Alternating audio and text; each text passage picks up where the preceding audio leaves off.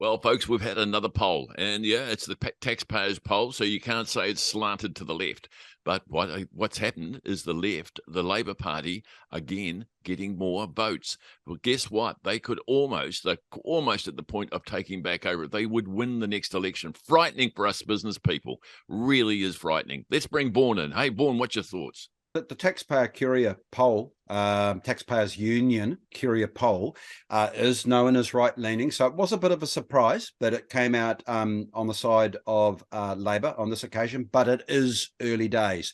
But, we'd be remiss to ignore that. So, hey, and by the way, I forgot to say it, kia ora, bro, good to see you again. Look, politically, it comes down to trustworthiness. And I think that what the poll is trying to sort of put the finger on the pulse of the people, they look at what's going on there. And to be fair, we're talking about two people, leader of the opposition.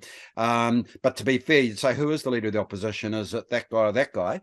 But my belief when it comes to trustworthiness, your best friend is gut feel. But here's just a few thoughts to kick things off. People do think politicians are in the business of buying votes. You'll often hear that saying, that's vote buying.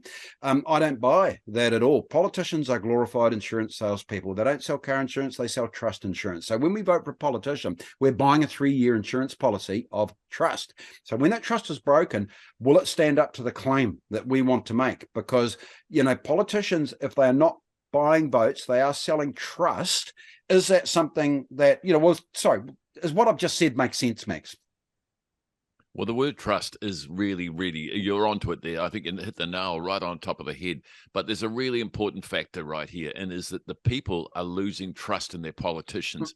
Now, Vaughan, just listen to me for a minute, because this is not just a New Zealand phenomenon. It's across the globe. We've seen riots in the US. We've seen people very upset in the UK, right across Europe, Asia. They've got riots and people going on there. People have had enough of their politicians. They've had enough of the elected officials. So really, democracy is under attack, Vaughan. And I think this country's not immune to it. And I think we're actually suffering the same. Look at how many people vote. They are getting less and less. And that's them protesting. Yeah. And that's exactly right. So if we come back to that old chestnut of trust, and we're looking at it, you're standing in the polling booth in October and you're using your best judgment to say, who do I trust for the next 3 years? My God, look at these options. They're pretty weak. So most of us on a good day do have flawed trust judgment skills. So, we often place a lot of emphasis on confidence, and we often mistake confidence as a proxy for integrity. Integrity will vary a lot. Integrity is not a stable trait. There's no guarantee that that person who has integrity as a partner at home and as a parent can carry it as a politician in Wellington. And history has proven that to be true. So, we've seen it all before, Max. Those politicians that do cross the line, and then they'll do everything to try and justify their actions, even though we know it was untrustworthy. So, the upshot's clear. It depends on the circumstances. And in politics, power does corrupt. It does go to the head. It basically contaminates the blood. And to make matters worse, confidence hides incompetence. Best intention is meaningless, and if the capability is not up to the task, we often mistake confidence for ability. That's a big mistake to make. I've done it many times myself. And so, if a politician can back up their bravado with good performance, no problem. But when it's empty posturing, you're stuck with that for 3 years.